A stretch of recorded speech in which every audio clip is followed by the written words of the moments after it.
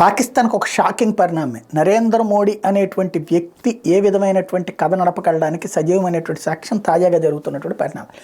Saudi Arabia యువరాజు అట్లాగే ప్రస్తుత ప్రధానమంత్రి మహమ్మద్ బిన్ సల్మాన్ నరేంద్ర మోడీని తన సోదరుడిగా భావిస్తుంటారు. ఇప్పుడు దాకా కూడా సౌదీ అరేబియాకి సంబంధించినటువంటి రక్షణ వ్యవహారాల్లో అమెరికా నుండి ఆయుధాలు లేకపోతే అమెరికాకు కొంత డబ్బులైతే మరొక వైపున దాని సెక్యూరిటీలో కీలక పాత్ర పోషిస్తూ వస్తుంది Pakistan.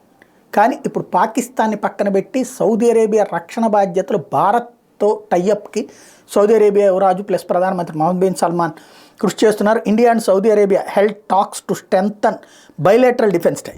The two nationals also committed to boost strategic cooperation. The defense talks come amid rising tensions in the Red Sea as Houthis continue to attack commercial vessels. ఇది ఓ పక్కన అక్కడ హౌతీ తీవ్రవాదులను కంట్రోల్ చేయాలంటే సౌదీ అరేబియా కూడా దిగాలి, ఎందుకంటే అది కూడా ముస్లిం దేశం కాబట్టి. తద్వారా వాళ్ళతో సహకారంతో అక్కడ కంట్రోల్ చేయడంతో పాటుగా ఇద్దరి మధ్యన రక్షణ సంబంధాలకు సంబంధించినటువంటిది పెంచుకుంటూ పాకిస్తాన్ పక్కన పెట్టేటటువంటి దిశగా సౌదీ అరేబియాను మూవ్ చేయడంలో మోడీ సక్సెస్ అవుతున్నారు.